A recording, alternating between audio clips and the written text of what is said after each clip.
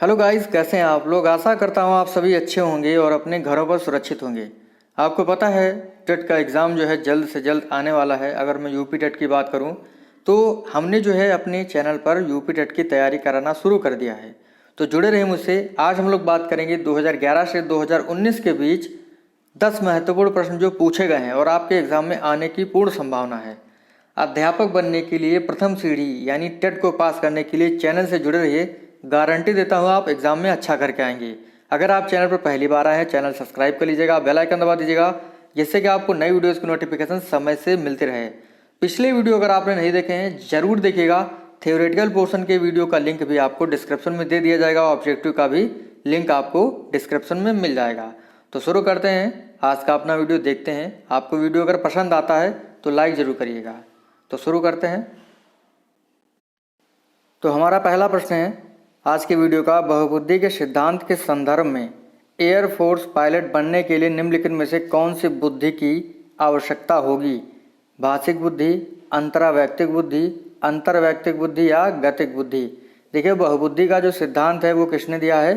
Harvard gardener ने दिया है। आपको पता होना चाहिए, बहुत ही महत्वपूर्ण ये सिद्धांत एग्जाम में काफ़ी बार पूछा गया है। देखिए, एयरफोर्स पायलट बनने के लिए व्यक्ति के पास गतिक बुद्धि होनी चाहिए, यानी उसको पता होना चाहिए गति के बारे में। शारीरिक गतिक बुद्धि होनी चाहिए एयरफोर्स पायलट बनने के लिए। देखिए, जिसके पास भाषिक बुद्धि होती है उसके पास शब्द ज्ञान भंडार ज़्यादा होता है, और जिसके पास भाषिक बुद्धि होती है वो लेखक, कवि और वक्ता होते हैं। ठीक है। अंतरावैयक्तिक बुद्धि यानी इंट्रोपर्सनल इंटेलिजेंस जो होती है, इसमें जो व्यक्ति होता है वो खुद के बारे में अधिक जानता है। आत्मबोधन की बुद्धि इसको कहा जाता है। अंतर्वैयक्तिक बुद्धि इंटरपर्सनल इंटेलिजेंस जो है वो अंतर्वैयक्तिक बुद्धि कही जाती है, और जिसके पास अंतर्वैयक्तिक बुद्धि होती है वो दूसरों के बारे में काफ़ी अच्छे से जानता है, जैसे अध्यापक, माता पिता, ठीक है, मनोवैज्ञानिक। तो आप समझ गए होंगे बहुबुद्धि के सिद्धांत पर जो आधारित ये प्रश्न था उसके बारे में भी और भी बुद्धियों के बारे में भी। अगला प्रश्न देखते हैं। बुद्धि की स्पेयरमैन परिभाषा में जी क्या है? आनुवंशिक बुद्धि है, उत्पादक बुद्धि है, सामान्य बुद्धि है, वैश्विक बुद्धि है। तो स्पेयरमैन ने जो है बुद्धि का द्विकारक सिद्धांत दिया है। कौन सा सिद्धांत दिया है? द्विकारक सिद्धांत दिया है, और इन्होंने दो कारक बताए थे, जी फैक्टर और एस फैक्टर। एस फैक्टर जो है आपका विशिष्ट बुद्धि कहा जा सकता है, और जी फैक्टर जो है सामान्य बुद्धि कहा जा सकता है। तो आपका ऑप्शन जो है सी सही होगा।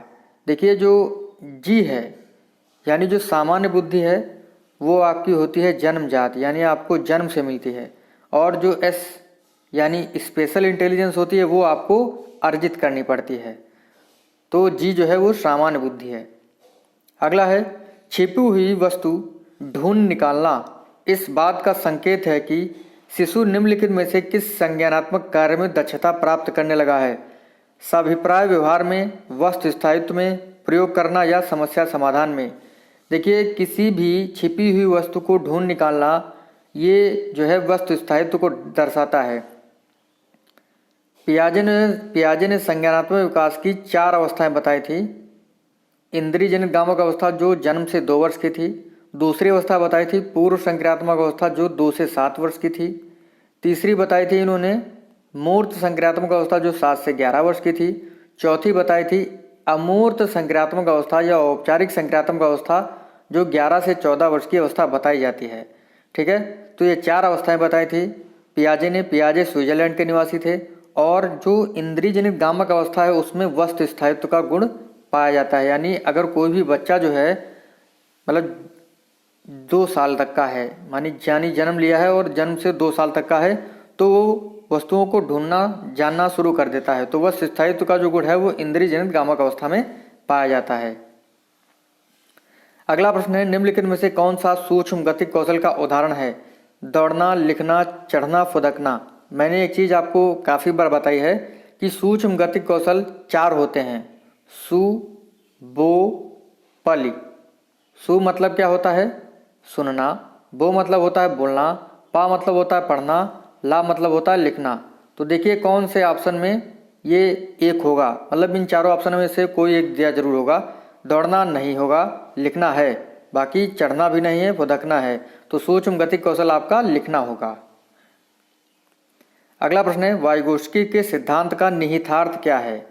प्रत्येक विद्यार्थी को व्यक्तिगत रूप से दत्त कार्य देना, प्रारंभिक व्याख्या के बाद कठिन सवालों को हल करने में बच्चों की सहायता ना करना, बच्चे उन बच्चों की संगत में श्रेष्ठतम रूप से सीख सकते हैं जिनका बुद्धि लब्धांक से कम होता है, सहयोगात्मक समस्या समाधान।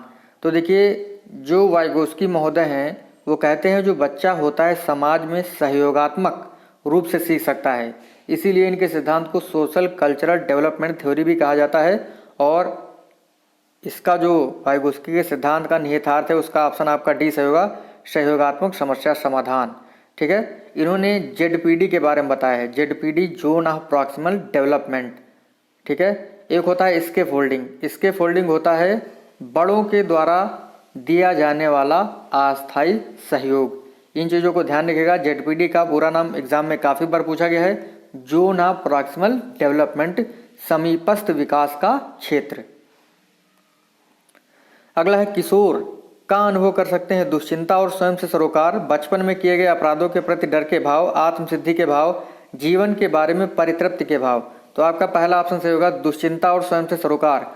जो किशोर होता है वो अपने बारे में ज़्यादा चिंता रखता है, उसको स्वयं से ही मतलब होता है। ठीक है, पहला ऑप्शन आपका सही होगा। अगला प्रश्न देख लेते हैं, द बिहेवियर ऑफ ऑर्गेनिज्म पुस्तक किसकी है? बहुत ही इंपॉर्टेंट क्वेश्चन आपके लिए। देखिए 3 मार्क 3 स्टार में इसको दूंगा।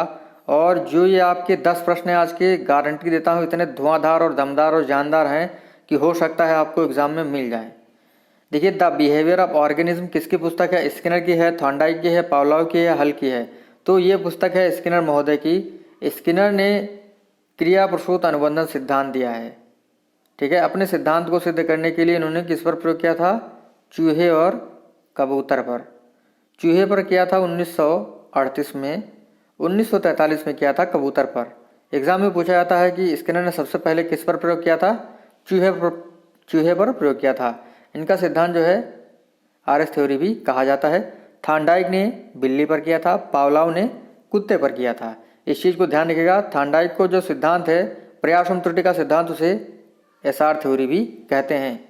पावलोव का सिद्धांत जो है वो सीआर थ्योरी, अनुकूलित अनुक्रिया सिद्धांत, कंडीशनड रिस्पॉन्ड थ्योरी के नाम से भी जाना जाता है। अगला है, छात्रों में सही व्यवहार के प्रशिक्षण हेतु सर्वाधिक महत्वपूर्ण क्या है? पुरस्कार, प्रशंसा, दंड, सही व्यवहार का प्रस्तुतिकरण।